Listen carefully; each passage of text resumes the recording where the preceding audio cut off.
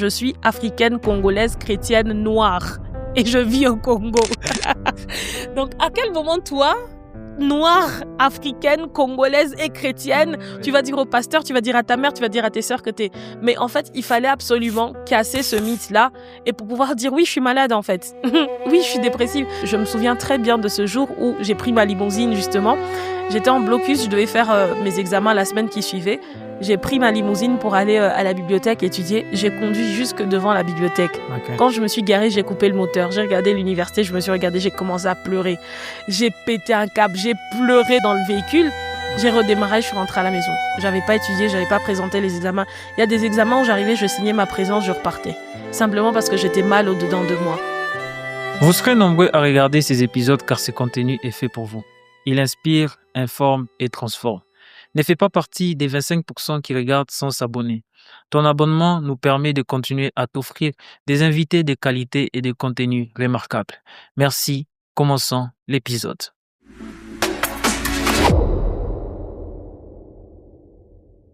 Je voudrais que tu puisses nous parler un peu de Renaissance. Tu as écrit un livre sur la Renaissance, l'art de repartir à zéro. Tout à fait. Pourquoi Renaissance? Pourquoi Renaissance le livre ou pourquoi Renaissance le titre? Pourquoi Renaissance le livre? Le livre. Alors, déjà parce que j'aime écrire, simplement. Mais les 3 mots qui me caractérisent dans la vie, c'est lire, écrire et parler. J'aime beaucoup lire, j'aime beaucoup parler, j'aime beaucoup écrire. Du coup, il fallait que je développe pour moi cette année-ci l'un des pans de ces 3 stratégies de vie qui m'accompagnent, c'est-à-dire l'écriture. Donc, j'avais des choses à dire.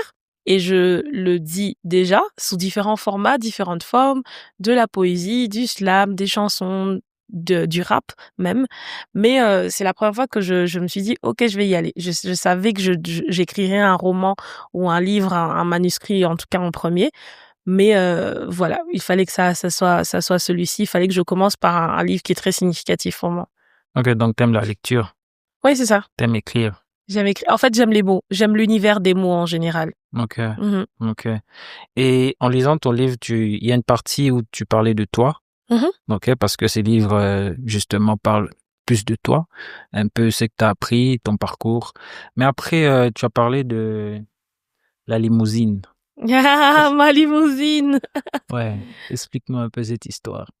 Alors, dans le livre, pour ceux qui le liront, et j'espère que vous lirez ce livre, en fait, j'ai parlé d'un épisode de ma vie. Il faut savoir que quand j'étais à l'université, j'avais une voiture. Mon père m'avait acheté une voiture au début je pense que j'étais en première d'université, tout fraîchement, 18 ans, quelque chose comme ça.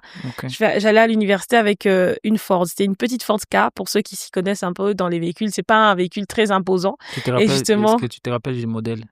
Ah, c'était une Ford Ka, mais non, je suis pas très véhicule de base. D'accord. Et en gros, en fait, c'était vraiment une petite voiture, genre vraiment un véhicule d'étudiante, vraiment une petite boîte d'allumettes comme ça. Et mon père, ironiquement, l'appelait la limousine. C'est en fait pour se moquer. Et en gros, une fois, je conduisais ma limousine et j'allais à l'université. Et du coup, en fait, moi, j'aime bien écouter la radio, bizarrement. Je préfère la radio à la télévision. Donc, j'étais à fond sur mes émissions de radio que j'aime bien suivre. Et en fait, là, je remarque un bruit dans le véhicule. Et ce que je fais, en fait, le réflexe normal de toute personne, ce serait de s'arrêter, de se garer sur le côté, de regarder d'où provient le bruit. Et moi, non. Ce que je fais, c'est que j'augmente le volume de l'émission de radio. Je pense que j'écoutais les grosses têtes, même, je précise dans le livre, les grosses têtes de Laurent Ruquier. Okay. Et je mets plus de volume parce qu'en fait, je me disais que s'il y a plus de volume, ça m'empêcherait d'écouter le son en fait qui venait du moteur ou en tout cas quelque part du capot. Et c'était en fait une technique d'évitement. Et j'ai utilisé en fait cet exemple dans le livre pour dire que parfois on sait très bien qu'il y a quelque chose qui ne va pas, mais on n'a pas forcément le courage de s'arrêter et de mettre un diagnostic, de poser des mots sur ce qui ne va pas. Et en fait, parallèlement à ça, pour éviter de mettre des mots dessus, peut-être parce que c'est trop douloureux ou que sais-je, on augmente le volume d'autres choses. Moi, en l'occurrence, c'était une émission de radio, mais au final, ça m'a coûté plus cher et j'explique dans le livre que la douleur de la réparation est beaucoup plus grande que la douleur de simplement s'arrêter pour voir en fait ce qui ne va pas. Parce que finalement, oui, il y avait un problème avec ma limousine et le fait qu'elle se soit abîmée quelques jours plus tard, le fait de faire remorquer, appeler une entreprise, tirer le véhicule, nanana, la facture était plus salée que si simplement je m'étais arrêtée ce jour-là pour faire le constat. C'est ça en fait l'anecdote de la limousine. Ouais, ouais. Quand je les lisais, j'ai parcouru le livre et tout, et quand tu as parlé de la limousine et tu expliquais après, c'est justement ce que tu viens de détailler. Mais après, revenons sur la Renaissance. Tu dis que toute Renaissance commence par un cœur guéri. Comment on passe d'un cœur brisé à un cœur restauré? Alors, la réponse est très large et malheureusement, je n'aurai pas forcément le temps ou les outils matériels nécessaires pour y répondre de manière détaillée ici, mais de manière très brève. Il faut savoir que on ne peut pas avancer, on ne peut pas s'attendre à des résultats, des bons résultats, je précise, dans la vie, si on compte le faire avec un cœur qui n'est pas prêt pour ça, un cœur qui est blessé, un cœur qui est meurtri, parce que ce cœur blessé ou ce cœur qui ne fonctionne pas correctement ne va que obtenir des résultats qui sont illusoires. Je parle en fait du fait qu'on doit passer d'un cœur brisé à un cœur restauré simplement parce que c'est par ce processus, dans ce processus-là, qu'on arrive à se découvrir soi-même. Parfois, on fait des choses dans la vie, on pose des actes, on pense vraiment que c'est Sarah qui le fait. Mais en fait, c'est la version blessée de Sarah, c'est la version humiliée de Sarah, c'est la version qui a pas forcément reçu d'amour, d'affection paternelle ou maternelle. Et en fait, vouloir produire des résultats avec une version de nous qui n'est pas la bonne biaise ces résultats. C'est pour ça que dans le livre, j'étais en train d'expliquer qu'en fait, la guérison, c'est un processus qui est certes parfois douloureux, mais qui est très nécessaire en fait, qui est vraiment nécessaire qu'on s'arrête et qu'on pose les vrais diagnostics, qu'on mette les vrais mots à ce qui ne va pas dans nos vies et qu'on évolue pour qu'on puisse produire des bons résultats, quoi. Est-ce que tu penses qu'il est facile de reconnaître quelqu'un qui est brisé et quelqu'un qui est guéri? Alors oui et non, parce que je pense que il y a des blessures qui sont, on va dire, entre guillemets, universelles. Ça se voit. En voyant une personne, je veux dire, OK, cette personne souffre de l'absence paternelle. C'est une personne qui peut-être a vécu dans l'humiliation. Cette personne, elle a jamais connu l'amour d'une mère dans sa vie. Ça, c'est des symptômes qui peuvent se voir dans le caractère, dans la manière dont la personne réagit. Elle est agressive, elle est peureuse, elle n'arrive pas à aller de l'avant. Ça cache en fait certaines blessures enfouies. Mais parfois, ce ne sont pas des blessures. Parfois, c'est un trait de caractère. Parfois, c'est pour ça que je dis que c'est pas forcément facile de reconnaître qu'une personne est blessée ou une personne est guérie parce qu'en fait, la blessure, tout comme la guérison, sont des phénomènes qui se vivent de manière personnelle. Ouais. L'évaluation de la blessure ne se fait que par la personne blessée. Certes, dans le processus d'accompagnement, tu peux peut-être avoir quelqu'un qui te tient par la main, un psy, un pasteur, un frère, une sœur qui, en fait, pourrait te dire, OK, j'ai connu Rémi, il était à ce stade-ci de la vie. Aujourd'hui, il est à ce stade-là. Je peux constater qu'il y a eu du changement. Mais il n'y a pas meilleur thermomètre que son thermomètre intérieur pour pouvoir évaluer ce processus de guérison. Très longue définition. Mais ça va, j'y prends. Et tu as parlé, ces mots, le courage, ça représente quoi pour toi? Alors, beaucoup de choses. OK. Beaucoup de choses. Je pense qu'à un moment dans le livre, je sais pas si c'est dans ce livre ou si c'est dans un autre parce que oui, il faut savoir qu'en parallèle, j'écris d'autres livres. J'ai OK. plein de drafts, plein de brouillons dans mon ordinateur avec d'autres manuscrits qui vont suivre. En fait, je disais que le courage est lié au cœur et même en fait étymologiquement parlant, le courage est à la même étymologie que le mot cœur, courage, même même dans la consonance, ça s'entend. OK. Et qu'en fait, on ne peut pas faire preuve de courage si son cœur n'est pas prêt à ça, en fait. Il y a les personnes courageuses, les personnes qui osent dans la vie n'ont pas 4 têtes, 8 yeux et 5 pieds. Elles sont pas extraterrestres, en fait. Elles ont les mêmes aptitudes, on va dire, physiques que les autres. La seule différence se trouve au niveau du positionnement du cœur. Et en fait, quand un cœur est guéri, quand un cœur est meurtri, ça se voit même dans le courage ou dans les ambitions que la personne porte dans la vie, en fait. OK. Très bien. Et dans ton livre, qu'est-ce qui freine réellement la Renaissance pour toi? Beaucoup de choses. Tu commences toujours par beaucoup de choses. Beaucoup de choses, ouais. Mes réponses sont toujours équivoques parce qu'on a le choix. Mais pas mal de trucs. Qu'est-ce qui bloque la Renaissance? Alors la peur, OK. le déni, le manque de courage, justement, on venait de parler de ça. Il y a aussi les syndromes tels que le syndrome de l'imposteur, par exemple. Il y a toutes ces choses, en fait, qui peuvent te dire tu n'es pas capable, tu ne peux pas renaître, ou simplement tu n'es pas légitime pour le faire. Et moi, si je peux prendre un exemple personnel, je crois que j'en parle même dans le livre, en fait, je ne me sentais pas à une position suffisamment légitime pour pouvoir amorcer ce processus de renaissance, ou simplement pouvoir élever ma voix. Il y a beaucoup de choses à l'intérieur de nous-mêmes qui me disent oui, mais non, toi, Sarah, toi aussi tu peux, tu penses vraiment, t'es sûre, regarde, l'année passée t'as fait ça, regarde, t'es une petite menteuse, regarde X, Y, Z. Toutes ces voix à l'intérieur de nous-mêmes qui nous disent ce qu'on peut ou ne pas faire, et généralement c'est toujours dans le négatif, sont également un frein, en fait, à l'avancement et à la renaissance. Et je dis quelque part dans le livre que pour pouvoir justement avancer, il faut faire taire cette voix intérieure qui nous rappelle constamment qu'on n'est pas capable de faire de grandes choses, parce que je pense que tout le monde l'est. Parce qu'il y a des moments dans la vie où tu peux décider de prendre une décision et tu es prêt à le faire, tu le fais et tu commences à avancer petit à petit, mais après tu rechutes. Qu'est-ce que toi, tu peux dire par rapport à ça? J'allais dire il y a plusieurs facteurs, mais Rémi allait dire tu commences toujours en disant qu'il y a beaucoup de choses. Mais oui, il y a beaucoup de choses. Mais moi, je vais donner un exemple concret, mais vraiment de manière hyper concrète. C'est qu'en fait, j'avais un projet. Est-ce que j'ai mis cet exemple dans le livre ou pas? Je pense pas. Ok. Mais vas-y. J'avais un projet d'émission parce que je voulais. J'ai toujours aimé le monde des médias, tout ça depuis que je suis petite, en fait. Et j'avais un projet d'émission que je voulais mener à bout, en fait. Et ce qui s'est passé, c'est que j'arrêtais pas en fait de me répéter à l'intérieur de moi-même que non, tu peux pas le faire, ou alors regarde, mais si elles l'ont fait, c'est parce que ce sont les enfants d'eux, parce que chez eux ils ont l'argent, parce que elle a étudié à tel, parce que elle est mieux positionnée. Je me trouvais à moi-même déjà des arguments qui justifieraient que les autres réussissent et pas moi.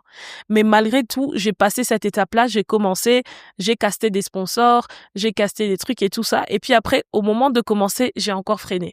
Et tu vois, là, c'est un exemple parfait de ce que, en fait, on peut avoir la vision, on peut avoir l'ambition de créer quelque chose, on peut même commencer la chose, mais à mi-chemin, il ne faut pas se laisser happer, il ne faut pas se laisser tirer vers le bas par justement des choses telles que la crise d'illégitimité, telles que le syndrome de l'imposteur, telles que le déni, telles que la peur, surtout la peur, parce que, et ça, je crois que j'en parle dans le bouquin, ça a été un gros chapitre de ma vie où, en fait, je ne pouvais pas sauter. J'avais l'impression que si je passe de cette étape à une autre, il se passerait quelque chose. J'avais peur de sauter, j'avais peur de commencer, j'avais peur d'avancer. Et voilà, une année passée, 2 ans, 3 ans, 4, 5 ans, le projet est toujours là, mais la peur d'avancer fait en sorte que jamais le projet n'a commencé, et nous sommes en fin 2025. Mais au moins, tu l'as écrit ton livre. Ouais, voilà, c'est déjà un bel avancement. C'est déjà Et au final, le projet va voir le jour, donc rendez-vous en 2026. Ouais, enfin mon projet d'émission qui a fait 6 ans dans mon ordinateur. Rendez-vous très bientôt. Ouais, j'avoue que moi aussi de mon côté, j'ai tellement beaucoup de projets qui sont mis à côté, mais qui sont pas encore. Tu peux pouvoir commencer, mais après tu t'arrêtes, de peur de voir que non, ça va pas donner ce qu'il faut. Tu prends encore le temps et tout, mais bon, au final, même celui-ci que tu vois présentement ici, c'était un projet, mais après une décision, des sacrifices, il est arrivé au bout. Et Très donc, beau projet d'ailleurs, j'apprécie beaucoup le cadre. Merci beaucoup. Dans ton livre, j'ai bien aimé, tu as parlé du syndrome de la grenouille. Ouais. Ouais, tu m'expliques un peu. Alors, je parlais de la grenouille à quel chapitre? Je sais plus les chapitres en tête, hein. Mais en bref, en gros, je parlais du fait, en fait, que on s'accoutume à l'environnement, qui peut être un environnement qui est nocif pour nous, mais on se rend pas compte. En fait, l'histoire de la grenouille, elle est simple. On l'utilise, en fait, pour plusieurs choses. Vous pouvez en tirer plusieurs enseignements, mais celui que je tire ici, c'est que, en fait, à force de rester dans un environnement, à force de s'acclimater à un environnement qui est pas forcément propice à l'épanouissement, on se rend pas compte, en fait, quand l'eau devient chaude et qu'elle nous brûle jusqu'à ce qu'on meure. Exact. La grenouille, elle est dans une marmite, elle est dans une casserole. On met de l'eau. À ce moment-là, l'eau, elle est froide. La grenouille, elle nage. L'eau, elle devient tiède. La grenouille, elle se dit, kamaïka bien. Donc, vraiment, elle s'y plaît, en fait, la grenouille dedans. Puis, en fait, la température commence à chauffer et au final, la grenouille, elle meurt. Mais ce qui a tué la grenouille, c'est pas le fait qu'elle était dans de l'eau chaude, c'est le fait qu'elle n'a pas pu sauter avant. Elle n'a pas pu s'en tirer avant parce qu'elle était habituée à cette eau. L'eau a commencé à être froide, après l'eau a commencé à être tiède, l'eau a été chaude, l'eau l'a tuée. Il faut absolument savoir quand sauter, quand quitter, pour ne pas rester dans un environnement, dans une zone qui est tellement confortable qu'on se dit que je pourrais pas en sortir. Mais oui, tout le monde peut sortir d'une zone de confort, qu'elle soit une zone nocive ou non propice à l'épanouissement. Tout le monde peut sortir. Il faut juste savoir à quel moment sauter pour pas que l'eau devienne beaucoup trop chaude. C'est comme avoir beaucoup des émotions qui tombent tellement brisées et au final, ça s'accumule et puis après, tu craques. Oui, tout à fait. Parce que je sais que dans ton livre, tu as parlé du suicide. Ouais. Ouais. Alors, cette période-là, qu'est-ce qui s'est réellement passé? Du coup, est-ce que tes parents étaient au courant? Alors non. Je pense que mes parents n'ont jamais été au courant de toutes mes tentatives de suicide, ni de toutes mes dépressions. Ok. Et même pas mon entourage, en fait. Parce que, en fait, j'étais enfermée dans un stage de ma vie où je renvoyais une image et je devais absolument coller à cette image-là. Pour le peu que je sais de moi-même ou que les gens peuvent témoigner de moi, je suis toujours une personne qui est pleine de vie. Je suis pleine de vie. Je suis hyper joviale. Je suis toujours de bonne humeur et tout ça. Et j'avais peur que si je changeais de tout au tout, ça allait attirer l'attention des gens et surtout la pitié des gens. Je voulais pas forcément être la pitié des gens ou le sujet de tristesse de certaines personnes. Donc du coup, malgré que je déprimais dans ma chambre, je déprimais dans un cadre strictement privé, mais à l'extérieur, j'étais normale. C'est exactement pour ça qu'on n'a jamais cru, entre guillemets, à mes dépressions ou on n'a jamais vu ces phases dépressives de ma vie. Mais j'ai été très longtemps dépressive et ça ne s'est jamais vu, ça ne s'est jamais forcément remarqué et c'est ça qui tue en fait. C'est qu'en plus de soigner ta dépression, tu dois soigner ton image à l'extérieur. Et du coup, moi, pour ma part, en fait, les épisodes dépressifs ont commencé quand je n'arrivais pas à atteindre l'image que je voulais atteindre de moi. J'avais des objectifs très tracés. Je suis une personne assez ambitieuse. Pour moi, franchement, je suis née à la conquête du monde. J'ai jamais pensé que je ne pouvais rien faire. Franchement, je me suis lancé des objectifs, je me suis lancé des challenges. Et à chaque fois que je n'arrivais pas à atteindre les objectifs que je voulais, je tombais en dépression. Ok. Simplement, j'arrive à l'université, j'ai échoué ma première année de droit. Ça m'a tellement brisé le cœur. J'allais en parler. Ouais. Ça m'a tellement brisé le cœur. Genre, comment moi, Sarah Tchal, je peux échouer en droit alors que c'est moi la future plus grande avocate de l'humanité entière. Mais comment je peux échouer dans mon parcours, en fait? Et tout ça, ça m'a brisé, ça m'a ramené dans une forme de dépression. Et je parle pour toutes ces personnes qui pourraient, ou qui se trouvent déjà même d'ailleurs dans ce genre d'épisodes sombres. Parlez-en. Sortez de votre chambre. Allumez cette lumière, ouvrez ces rideaux, trouvez des personnes pour vous aider parce que à cause de la dépression, j'ai perdu énormément de temps dans la vie. Alors c'est vrai, les objectifs sont toujours atteignables. Je suis pas pessimiste, mais le temps ne se récupérera jamais.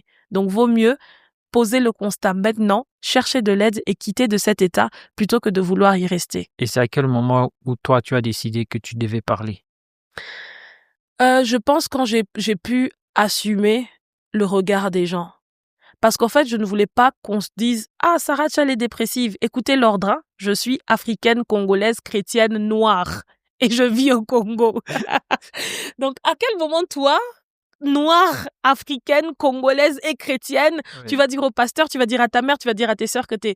Mais en fait, il fallait absolument casser ce mythe-là et pour pouvoir dire oui, je suis malade en fait. Oui, je suis dépressive. Mais du coup, en fait, c'est une volonté. Mais je me souviens très bien de ce jour où j'ai pris ma limousine, justement.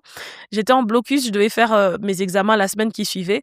J'ai pris ma limousine pour aller à la bibliothèque étudier. J'ai conduit jusque devant la bibliothèque. Okay. Quand je me suis garée, j'ai coupé le moteur. J'ai regardé l'université, je me suis regardée, j'ai commencé à pleurer.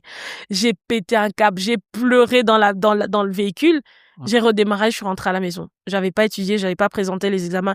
Il y a des examens où j'arrivais, je signais ma présence, je repartais. Simplement parce que j'étais mal au-dedans de moi. Mais je trouve, et je peux le confirmer, qu'il y a toujours une lueur d'espoir. Elle est petite, comme ça. Elle ne se fait même pas ni voir ni sentir, mais elle existe au-dedans de chaque personne. Et il faut pouvoir s'accrocher à cette lueur d'espoir. Il faut pouvoir se dire, OK, je suis capable de sortir de là et se donner les moyens. Se donner les moyens, c'est quoi? C'est inscrivez-vous à quelque chose que vous aimez, faites du sport, allez dehors, allez à un club de natation, un club de lecture, que sais-je, faites des trucs que vous aimez pour vous quitter, vous faire sortir de l'état dans lequel vous êtes en fait. En l'occurrence, un état dépressif. Ok. Qu'est-ce que cette phrase t'es dit, je reste ici parce que ça fait des années que je suis. Ça me fait rire.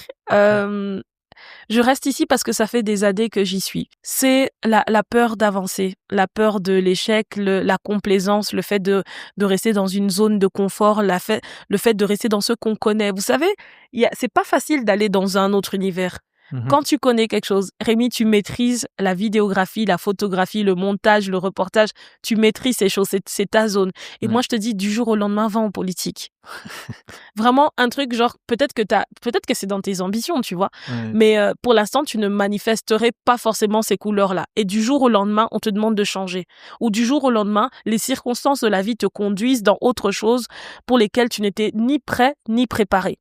Et c'est là où cette phrase intervient en fait, c'est qu'on est parfois dans un confort qui se dit je préfère rester dans ce que je connais plutôt que d'aller dans ce que j'ignore, même si ce que je connais est mal, mais vaut mieux un mal que je connais qu'un bien que je ne connais pas encore. Et cette peur de passer à l'autre bord, de traverser, c'est ça qui fait en sorte que beaucoup de personnes n'arrivent pas à évoluer ou à changer de domaine, à se réorienter, parce que le changement n'est pas toujours négatif. Il y a du bon dans le changement, mais ce changement est l'un des ennemis de ce changement, c'est justement cette phrase-là de pouvoir rester dans ce qu'on connaît parce qu'on est bien ici, en fait, à cette étape-là. Donc, tu conseilles quoi, en fait? De pouvoir détecter d'abord ce qu'on aime, ce qu'on veut et ce qu'on pourrait faire dans sa lignée. Et à partir de ce moment-là, de se dire, OK, je vais acquérir la connaissance. Par exemple, pour revenir sur ton cas à toi, est-ce que c'est dans tes ambitions de faire de la politique? Non, pas vraiment, mais je me vois quelque part. OK. Oui. OK, futur président du Congo, quelque chose comme ça.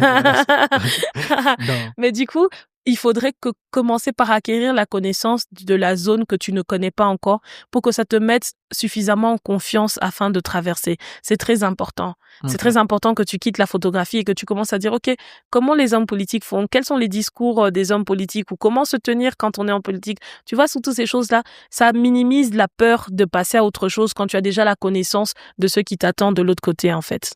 Parce que dans ta période, dans ton parcours scolaire, t'as quitté du droit à la politique. Exactement. Ah, ça c'est mon propre exemple. Oh, tu m'as eu la meuf qui parle de politique alors que... Oui, alors moi j'ai fait du droit, j'ai fait de la science politique et j'ai fait des relations internationales. Ça se complète, c'est toujours dans le domaine de l'influence internationale parce que c'est ce que j'aime, c'est ce que je veux faire quand je serai grande. Alors, c'était pas facile, mais je l'ai fait.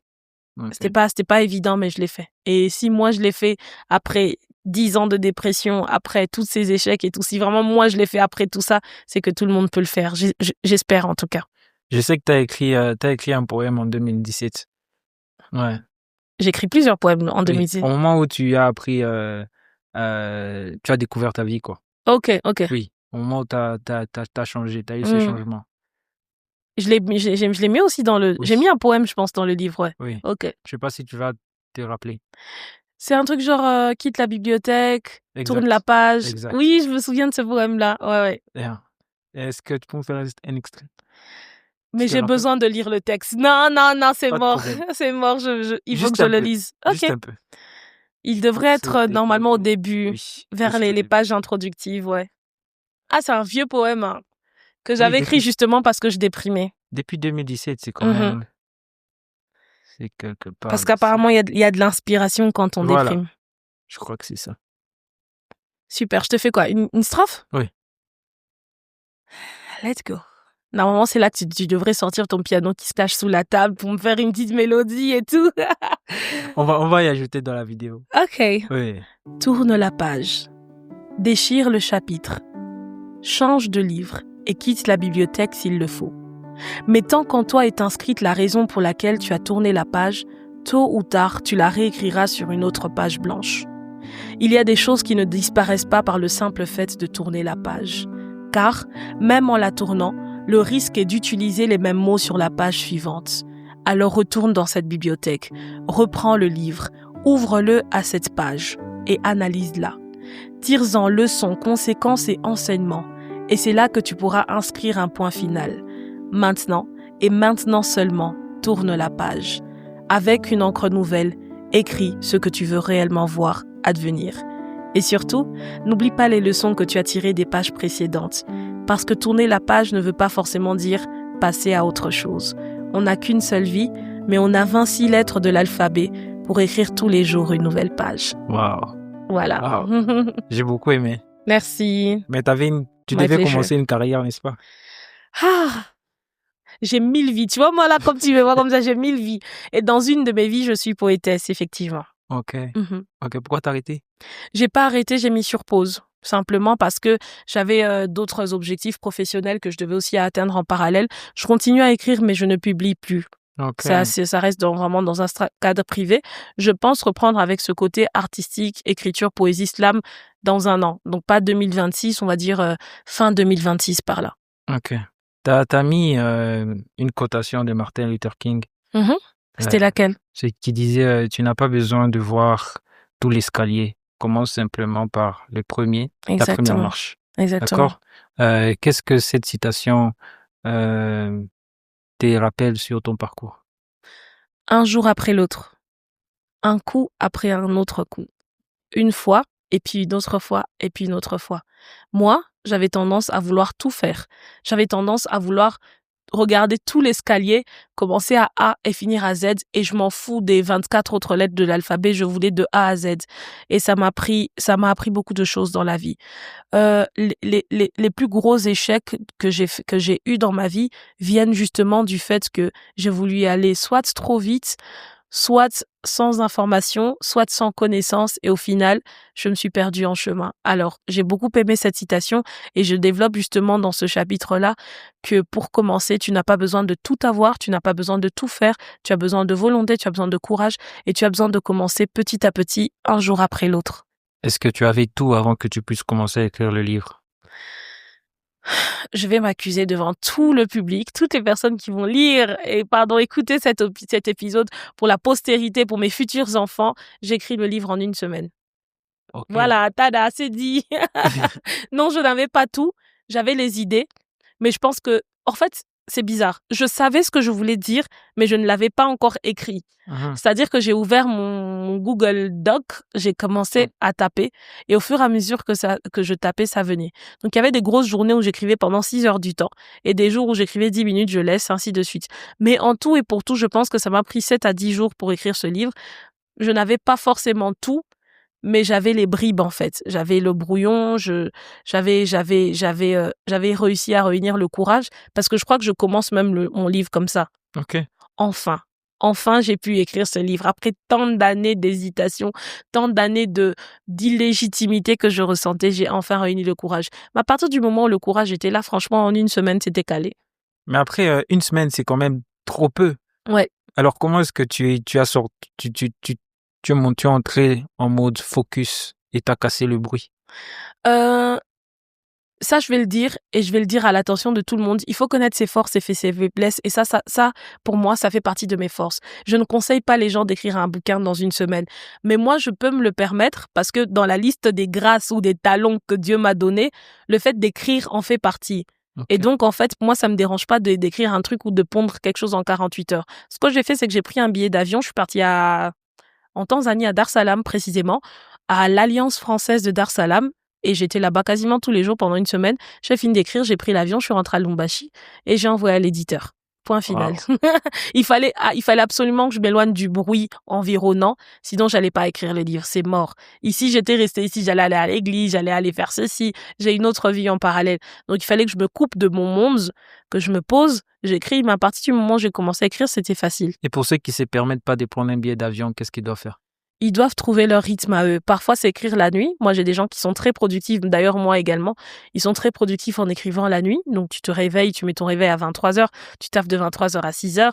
Ou alors, si tu veux t'éloigner, tu prends le taxi, tu descends à Kawama, tu montes à la montagne, tu mets ta chaise. Franchement, il y a un bel environnement. Enfin, chacun a son truc, en fait. Il y en a qui comme moi, j'arrive très bien à me concentrer dans le bruit. Mais pas ce genre de bruit pour écrire. Par exemple, mes examens, mes interros, je les étudie dans le bruit. J'arrive pas genre à une chambre toute calme et tout. Non, t'es le genre de personne, tu peux être avec les amis et tout, mais toi, t'es en train de... Ouais, clairement. Okay. Moi, quand j'étudie, il faut une musique là, il faut une prédication là, il faut un chant là, il faut d'abord que... Ouais. Donc, chacun a son truc. Le dada, c'est qu'il faut être focus, mais j'allais dire la focusalité.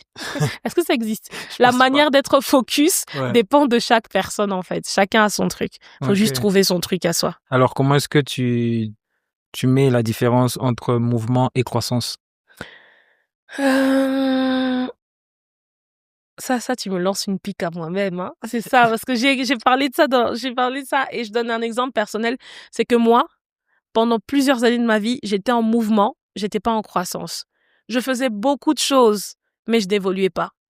J'étais dans beaucoup de choses, mais ça ne me produisait pas. Okay. Et il existe une différence entre je suis en mouvement et je suis en croissance. On a une impression en fait, il y a du dynamisme dedans.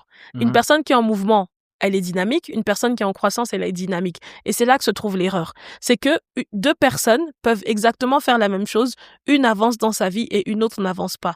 Simplement parce que le mouvement, c'est je suis là, je tourne, je touche un peu à ça. Lundi, je suis ça. Mardi, je suis ça. Mercredi, je suis ça. Et d'autant plus que cette crise, elle a été exacerbée par le fait que moi, je suis, comment on appelle, des personnes multipotentielles. Je déteste l'ennui, je déteste la routine, je déteste faire une seule chose. Je n'arrive pas à me focaliser sur un truc s'il n'y a pas 1000 trucs environnants.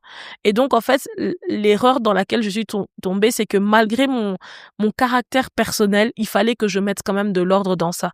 Résultat, j'ai passé plusieurs années de ma vie et c'est pour ça que ce livre, je ne l'ai pas écrit en copiant quelque part. Je n'ai pas pris les informations ni sur Facebook, ni sur Google, ni GPT ne m'a aidé. C'est vraiment des constats que j'ai pris de ma propre vie. C'est que tu peux être en mouvement, mais tu n'évolues pas dans la vie. Et là, on doit absolument faire la différence et on doit se poser pour savoir est-ce que j'avance ou est-ce que je bouge tout simplement. Tu ne trouves pas que c'est un mensonge moderne?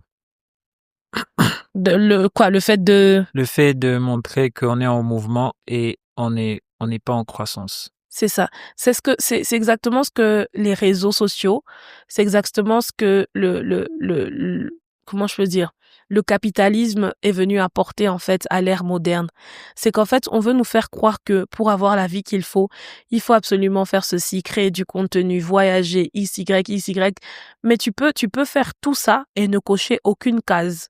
Tout comme tu peux rester dans ta ville sans voyager, sans réseaux sociaux, sans créer de contenu, mais je parle par exemple en matière financière, faire même beaucoup plus d'argent que la personne qui est dans XY chose. Et c'est un mensonge que les réseaux sociaux et les politiques économiques sont venus nous imposer, en fait. C'est que pour être un homme accompli, tu peux être businessman, sportif, nanana. Oui, tu peux être tout ça. Mais il faudrait se rassurer qu'en étant ça, je coche des cases et les bonnes cases qu'il faut dans ma vie et que je ne fasse pas juste beaucoup de choses pour remplir ta bio Instagram en disant que t'es CEO de ceci, woman of God, et puis ceci, et puis nanana. Ça sert à rien d'avoir une longue bio et un long CV si c'est pour te mener à nulle part, en fait. Ok, qu'est-ce que tu penses de cette citation?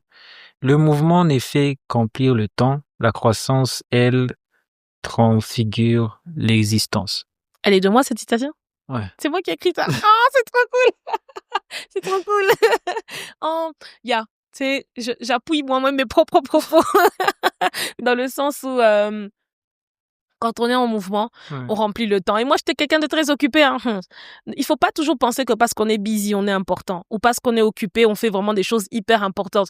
Moi, longtemps, j'ai été occupée, mais occupée à rien faire. C'était des occupations réelles. Et je pouvais me te dire que là, aujourd'hui, je suis ça. Demain, je suis dans tel bureau. Oui, mais quel est le résultat de tout ce que tu fais? L'existence, la vraie, c'est quand tu es dans un processus de croissance. Mais le mouvement va juste remplir ton calendrier, va juste remplir ton moment, va juste remplir ton téléphone de plein de photos, ta boîte mail de plein d'emails, mais au final, aucun résultat. Ok. Et quelles sont les règles du jeu pour avancer vers une vraie renaissance?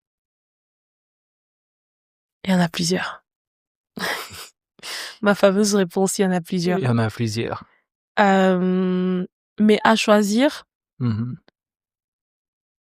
si je pourrais parler de deux, je dirais guérir, se faire confiance et avancer. Guérir, c'est faire confiance et avancer. Présentement, là, t'es passé d'une période difficile. Est-ce que si je dois te demander si réellement tu l'as fait,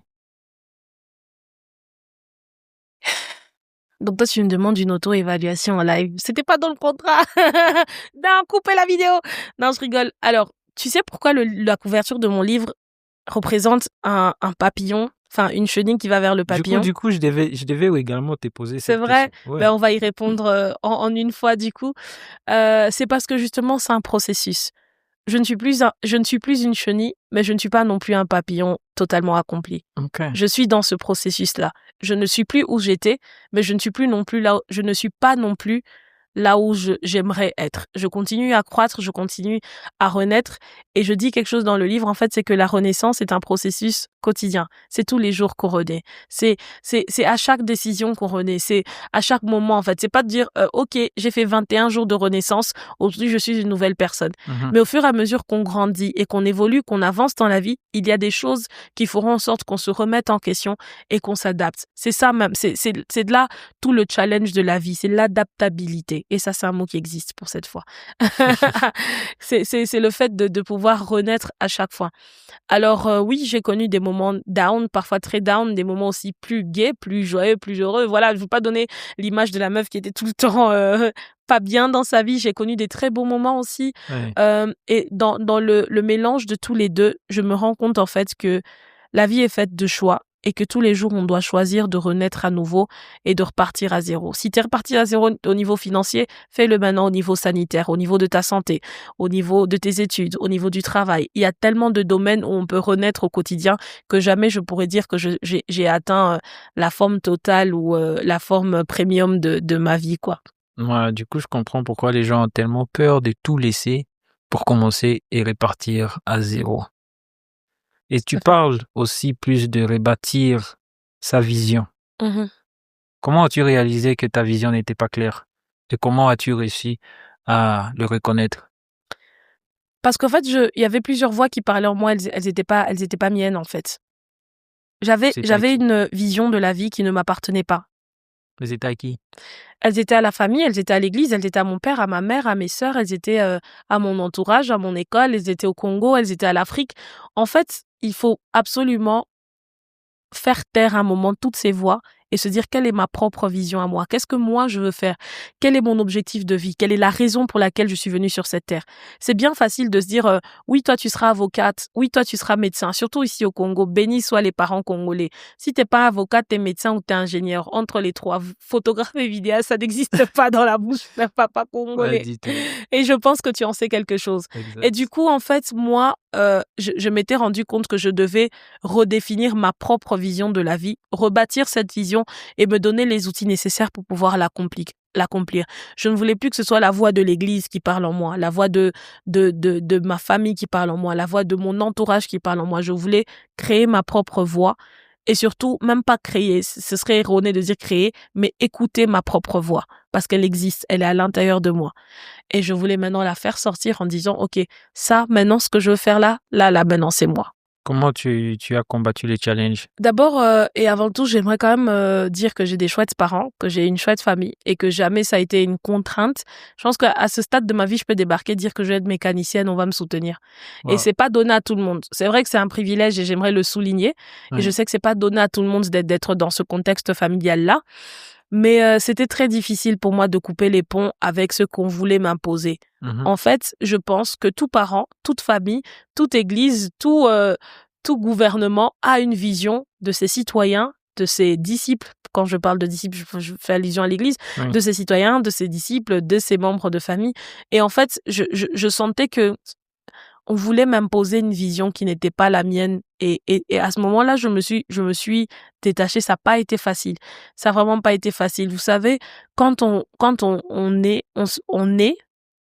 est, oui, Oui. on veut satisfaire nos proches. On veut absolument grandir en se disant, je vais rendre les parents fiers, je vais rendre la nation congolaise fière, je vais rendre mon église fière. Je dis toujours mon église parce qu'il faut savoir que moi, je suis ce genre de chrétienne hyper intégriste, hyper consacrée. Donc, c'est pour ça que le mot église revienne toujours.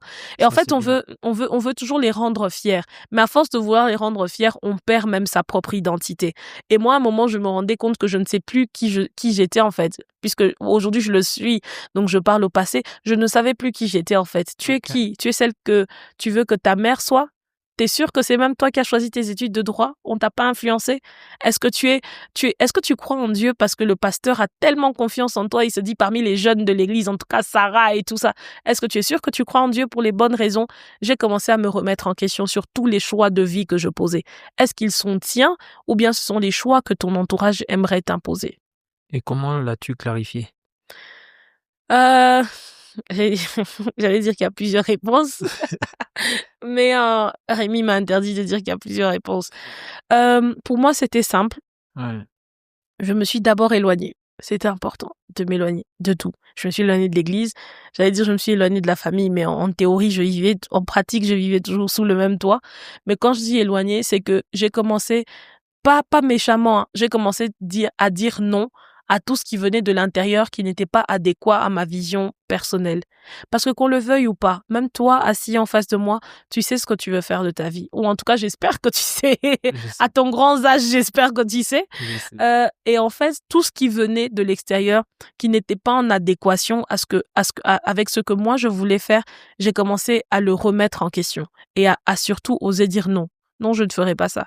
Non, je n'irai pas au Tadjikistan pour étudier l'armée, pour entrer dans la... Non, je ferai pas ça. Non, je ferai pas ça. Pourquoi tu C'est parles de pas l'armée? facile. Parce que je voulais faire... Ah! Waouh! Moi, je te Waouh! dis, j'ai 1000 vies, je te jure. Je voulais faire l'armée. En fait, je voulais faire tellement de choses, mais toutes les choses que je voulais faire se réunissaient en un seul point. Je voulais aider les autres. En fait, tout ce que j'ai fait dans la vie, toutes les études que j'ai fait, tout le taf même que je fais actuellement dans ma vie, c'est simplement parce que je me situe dans cet axe-là. Donc, il suffit que tu trouves quelque chose, tu te dis, ah, je vais faire ça pour aider les gens. Exactement. Ok. Je suis une personne assez altruiste. C'est vrai que j'ai toujours, quelquefois, je regarde à moi mes intérêts personnels, mais si j'ai fait des études de droit, c'est pour devenir avocate et aider Les plutôt, enfants des... exactement, Ouais. les droits des femmes, les droits des enfants et tout ça, tout ça. Si j'ai fait de la politique, c'est pour devenir députée d'abord dans un premier temps. Je dis d'abord dans un premier temps, hein, quand je vais monter dans les échelons. Ne venez pas dire que j'ai volé dans la caisse de l'État. Mais bref, Ok. j'ai voulu être députée parce qu'un député se positionne pour le peuple. Il parle en faveur du peuple, il défend les lois dans les hémicycles. J'ai fait des relations internationales parce que justement, je voulais arriver dans les sphères internationales, l'ONU, tout ça, pour pouvoir défendre les droits de mon pays, X, Y, Z. Je me suis toujours située dans un axe de qu'est-ce que je pourrais faire pour aider les autres. Maintenant, toi, là, tu me dis, OK, viens devenir mécanicienne. Je vais arranger les véhicules des gens, c'est tout. Mais ça me sort de mon axe. C'est comme ça que j'ai commencé à évaluer tout ce qui venait vers moi en termes de propositions, que ce soit de la famille, de l'église, de mes amis. Mais si ça me sort de mon axe principal, qui est celui de venir en aide au prochain, je ne le fais pas ou je ne le fais plus. Ok. Ok. Si aujourd'hui, je te demande de me citer 5 personnes que tu aimes le plus au monde, que serait-elle? Est-ce qu'on pourra couper cette partie au montage? Oh, c'est très difficile. Ouais, vas-y. 5 personnes. C'est très difficile de répondre à cette question. Mais j'en parle dans mon livre, non? Ouais, tu me pièges.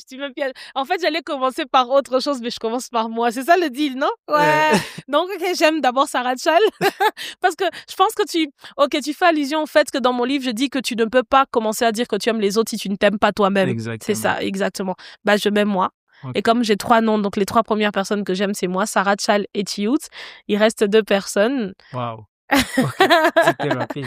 Ah ouais, et oui, ce sera difficile de citer des noms pour pas faire de jaloux, mais je commencerai par dire que je m'aime moi d'abord. Ok. Tu insistes sur les relations avec soi-même. Qui es-tu quand personne ne te regarde? Qui es-tu quand personne ne te regarde, Rémi? Mais... Non, c'est moi qui pose la question. On inverse les rôles. Qui es-tu quand personne ne te regarde? C'est très important de se poser cette question, très important de se dire, moi j'en ai souffert parce que j'étais une personne différente quand personne ne me regardait. Ok. J'étais une personne différente et c'est important de rebâtir sa relation à soi-même. Mhm. Un corps sain, dans un esprit sain, avec une âme saine, c'est hyper important. quand tu es en bonne relation avec toi-même, que tu t'aimes, que tu te pardonnes, que tu t'acceptes tel que tu es capable de te regarder dans un miroir pour dire « Oh, j'ai un gros nez, mais ce nez-là, il est à moi et je l'aime. » À ce moment-là, tu peux faire de grandes choses parce que tu ne peux pas prétendre aller vers l'extérieur, renaître vers l'extérieur ou évoluer avec le monde extérieur si déjà avec toi-même, ça va pas. Si déjà ta propre vision de toi-même, à l'intérieur comme à l'extérieur, ça va pas. Et c'est un pas qui n'est pas négligeable dans le processus de la renaissance. C'est un pas dur. Si, ça l'est. Mhm. Ça l'est. Parce que moi, par exemple, et je pense, j'en parle dans le livre aussi, j'avais du mal à me pardonner. Simplement, hein. Vraiment, on prie, et désolé de revenir encore à ma foi chrétienne, on prie vraiment, pardonne-nous nos offenses comme nous pardonnons aussi à ceux qui nous ont offensés. C'est-à-dire, en fait, qu'on invalide le pardon qu'on demande à Dieu lorsqu'on ne sait pas le donner aux autres. Mais que dire alors du pardon qu'on ne sait pas s'accorder à soi-même? Et moi, j'arrivais pas à me pardonner. C'est vraiment tout bête, hein. Je pardonnais aux autres, mais je ne me pardonnais pas. Je m'en voulais énormément. Je t'en veux d'avoir échoué. Je t'en veux d'avoir pris du poids. Je t'en veux d'avoir coupé tes cheveux. Je t'en veux d'avoir défrisé tes cheveux. Je t'en veux d'avoir X, Y, Z. J'avais une liste de condamnation vers moi-même. Et c'est très dangereux de rester dans ça parce que à partir du moment où tu ne te pardonnes pas, où tu ne t'aimes pas, tu ne sais même pas évoluer, faire de grandes choses parce que tu dois renaître et tu dois avancer. Et pour avancer, tu dois avancer avec toi-même. Tu es le premier protagoniste, le premier acteur du film de ta vie, c'est toi-même. Mais comment tu peux avancer dans un film de ta vie avec toi-même si déjà il y a un problème avec ton intérieur? Et c'est important de pouvoir rebâtir sa relation avec soi-même. Qu'est-ce que tu t'es dit lorsque tu te regardes dans un miroir? Moi, Oui. je suis la plus belle femme du monde. Ah, Je suis la plus intelligente femme du monde. Je suis la plus onctionnée femme du monde. Non, je rigole. Je dis juste que de tous les chefs-d'œuvre que Dieu a fait, je ne suis pas l'une des plus négligeables. ok. Ok. Et comment tu fais pour quitter d'une relation toxique à une relation saine Envers soi-même ou envers les autres? envers soi-même? Parce qu'on parlait d'envers soi-même. Je pense par l'acceptation, par l'accompagnement aussi. C'est quelque chose que dont je parle aussi je vais dire dans le film, pardon, dans le livre. C'est qu'il faut aussi accepter de se faire accompagner. C'est Ok. important. Moi, je l'ai fait. Mhm.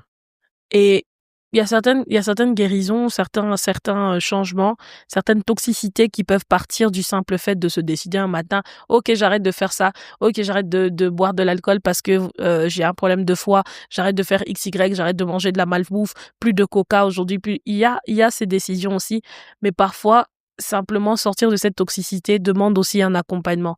Donc si vous le pouvez, faites-vous accompagner. Ça peut être un psy, ça peut être un pasteur, ça peut être un ami, un frère, une chérie, une copine, mais c'est important de se faire accompagner également. Qui t'a accompagné? Je ne vais pas les citer de manière nominative, mais il y avait une personne que je considère vraiment comme un grand frère pour moi, qui m'a tendu la main, qui m'a beaucoup aidé avec des conseils, avec des prières, mais avec aussi simplement le fait d'aller manger une glace, de sortir, de me parler, de me dire ah tu sais que t'as un beau sourire, de remettre cette confiance en moi parce que moi je l'avais perdue, j'avais pris en fait toute la confiance que j'avais en moi-même, je l'avais détruite, je l'avais enterrée, je l'avais tuée, et simplement une personne à côté de toi qui peut te faire de temps en temps un compliment, t'accompagner, prendre une glace, prier avec toi, c'est hyper important. Et je bénis Dieu pour les personnes qu'il a mis à côté de moi pour ça. Du coup, tu l'as déterré. On va dire ça, oui. Ok. Parlons du chapitre où tu dis rebâtir la santé. Comment comprends-tu le lien entre corps, l'esprit et les émotions? Le corps, c'est le seul, on va dire, c'est le seul instrument qu'on a pour pouvoir accomplir les choses qu'on veut dans la vie. Et quand tu n'es pas bien dans le corps, quand tu n'es pas bien dans ta santé, ça joue sur ton moral, ça joue sur tes émotions, ça joue sur les accomplissements que tu peux faire. Toi et moi, on est en train de discuter sur cette table. C'est simplement parce qu'on est en bonne santé, et encore heureux qu'on soit en bonne santé, parce que d'autres ne le sont pas. Je n'aurais pas pu répondre à cette invitation et venir ici sur ce plateau si j'avais la malaria, si j'avais une obésité morbide, si j'avais le bras cassé, X, Y, Z. Donc du coup, c'est important de prendre soin de sa santé parce que c'est dans ce corps-là c'est ce corps-là qui va permettre de transporter toute la vision qu'on porte en fait. Ok. Et tu dis que la vraie urgence aujourd'hui, dans le temps moderne, maintenant, c'est de passer à côté de sa propre vie. Comment fais-tu personnellement le tri entre ce qui est urgent et ce qui n'est pas important? Je peux avoir le bouquin? Oui. Il y a une matrice. Je pense que c'est vers la... Ouais, voilà, je l'ai retrouvé. Ça, c'est vraiment pour dire que c'est moi qui ai écrit le livre, hein. Sinon, j'aurais pas retrouvé aussi facilement. Je sais même où ça se trouve. Faire le tri entre l'urgent et l'important. Ce qui est urgent et important sont des trucs... En fait, comment je peux dire? L'urgent, c'est maintenant. C'est tout de suite. C'est je veux l'accomplir. Ok. L'important, c'est que c'est primordial. C'est essentiel. Mais ce n'est pas forcément urgent. Il y a des choses qui sont urgentes. OK? Genre, je dois absolument publier un post à 18h, mais qui ne sont pas importantes. Il y a des choses aussi qui sont non urgentes, mais qui sont importantes. Du style, je dois aller me faire changer... je dois aller me faire plomber les dents chez un dentiste. C'est pas urgent que je fasse ça après ce podcast, mais c'est important que je le fais. Mais du coup, en comprenant l'équilibre entre l'urgent et l'important, ça permet et ça joue beaucoup dans la gestion du temps. Il y a beaucoup de choses que moi j'ai fait et j'ai mis une telle urgence dans le fait de le faire, j'ai abandonné tout, j'ai vraiment mis mon argent, mon truc et tout ça dessus, ça n'a pas produit. C'était important de le faire, mais c'était pas forcément urgent de le faire à ce moment-là. Et à partir du moment où on commence à faire le tri entre l'urgent et l'important, ça permet justement de, gagner en temps, de gagner en ressources. Et ce sont des ressources financières, des ressources humaines, des ressources sanitaires. Pourquoi? Parce que tu te diras, OK, est-ce que le fait de trouver un rendez-vous chez le dentiste, est-ce que c'est important? Est-ce que c'est urgent? C'est urgent, je le fais maintenant. C'est important, je vais le faire, mais peut-être pas maintenant. Tu vois? Et toute cette distinction permet justement de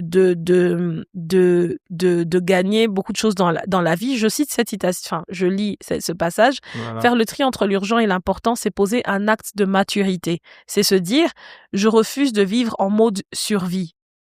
C'est sortir du feu permanent pour entrer dans une forme de maîtrise intérieure. Parce qu'au fond, la vraie urgence est de ne plus passer à côté de sa propre vie. Ouais. C'est important de ne pas passer à côté de sa vie. Du coup, comment as-tu pris mon invitation? Urgent ou important? Elle était importante. Elle était importante. Franchement, si elle était urgente, je serais venue le lendemain de l'invitation. Mais pour moi, c'est important d'être là et ça me plaît beaucoup de partager avec toi. Merci. Et comment peut-on arrêter les mauvaises habitudes pour appliquer une habitude sainte? En contrecarrant déjà avec l'habitude qu'on aimerait, en y allant mollo, c'est-à-dire pas à pas, en se fixant des objectifs qui sont réalisables. Alors moi, franchement, tu vois, tout ce livre-là, prends des secondes sur moi. Moi, j'arrête le sucre. Moi, j'arrête le coca. Franchement, je jure, je ne vais plus jamais toucher à une boisson gazeuse. Tu te fixes des objectifs qui sont irréalisables parce que tu arrêtes quelque chose que tu as fait 25 ans de ta vie. Tu arrêtes ça drastiquement en une semaine. Tu vas te tuer. Arrêter de manière progressive. Faire un pas après l'autre. Trouver le moyen de sortir, se distancer de ceux qui nous font tomber, quitter les mauvaises habitudes d'abord dans la tête parce que le cerveau, c'est ce qui va coordonner tout en fait. Si tu dis à ton cerveau que aujourd'hui, oui, pas de bichouke, je vais pas boire de coca, tu ne boiras pas de coca. Mais maintenant, en dehors du conditionnement mental, le physique doit également suivre. Et tout ça, ce sont des réflexes en fait qu'il faut pouvoir établir pour pouvoir quitter les mauvaises habitudes. Bon, je vais donner un exemple sur moi qui m'a permis d'arrêter certaines mauvaises habitudes. J'avais tellement l'habitude, c'est vrai que je suis dans les digitales et tout ce qui est réseaux sociaux, mais j'avais tellement trop l'habitude de scroller sur les réseaux sociaux. Du coup, j'avais lu dans un livre que arrêter les mauvaises habitudes, c'était justement de les remplacer par Par les quelque bonnes. chose, oui, que tu aimes. Mm. Du coup, ce que j'ai fait, c'est que au lieu de passer mon temps à scroller sur les réseaux sociaux, j'ai décidé de me payer un bouquin et de pouvoir lire parce que j'aime lire. Du coup, le temps que je pourrais prendre pour scroller, je le passe en les lisant un chapitre, un livre. Et du coup, avec le temps, c'était pas facile, mais je me suis habitué et ça va.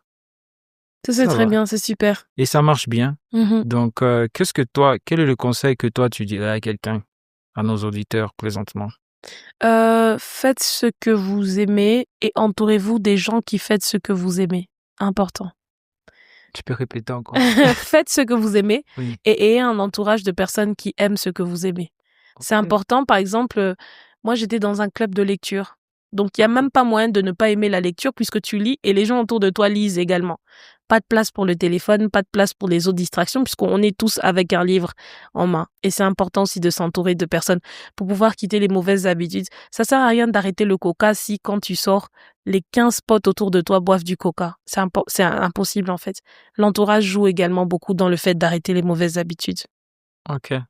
Enfin, comment la rechute peut-elle affecter ou parfois renforcer le processus de la renaissance complète? La rechute, donc le fait de monter dans ce processus, de l'arrêter, de tomber, c'est ça? Oui. En quoi ça peut affecter? Ben parce que ça nous décourage. En quoi ça peut améliorer? Parce que ça nous permet de tirer des leçons et de pointer là où ça n'a pas été pour pouvoir faire mieux. Ok. Et as-tu un dernier mot? Un conseil? Euh, Alors, un conseil, vivez. Vivez de manière pleine, vivez de manière effective, vivez votre vie à vous, vivez votre vision, vivez ce que vous voulez, vivez vos passions, vivez pleinement. Ne vous focalisez pas sur ce que ça réussit chez les autres parce que ça réussira forcément chez vous, mais seulement si vous vous mettez les propres moyens qu'il faut. La vie est extrêmement courte. On tient à peine 80 ans sur Terre en moyenne et encore. Et encore, c'est pour les plus robustes qui y arrivent. Ne permettez pas que dans les peu d'années qu'on a ici sur le passage terrestre, qu'on vive une vie d'une autre personne ou qu'on vive une vie moyenne ou qu'on vive une vie ou que vous viviez une vie au statu quo. Donc vraiment, le seul conseil que je peux vous donner, c'est mettez tout en place pour pouvoir vivre pleinement la vie que vous méritez de vivre et la vie selon votre vision de vie. D'où te viennent tes mots? Ça t'est cool. C'est vrai? Je m'appelle Sarah Tchal. J'allais commencer à faire toute ma présentation.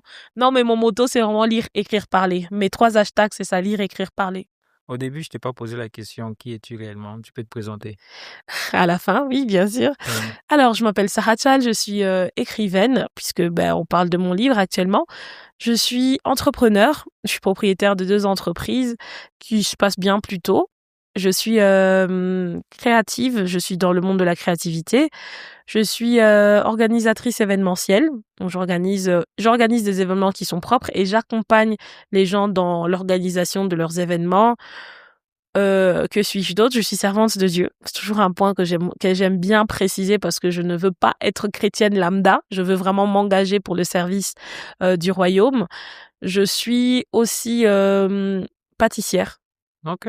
Ouais, je suis boulangère pâtissière. J'ai fait des études mais j'ai pas fini. Voilà, je m'accuse devant tout le monde. Pour ma petite gouverne, l'année de ma graduation, c'est comme ça se dit, oui. Il y avait le Covid. Oh. Donc du coup, c'était un peu J'ai compliqué. également gradué en ligne. Ouais, non, c'est nul. Ouais, très C'est nul. nul. Donc non, j'ai pas pris mon diplôme, mais ne vous inquiétez pas, je reviendrai en France.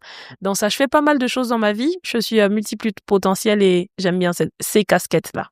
Ok, et la dernière question que j'ai pour toi, qui veux-tu voir dans cette chaise?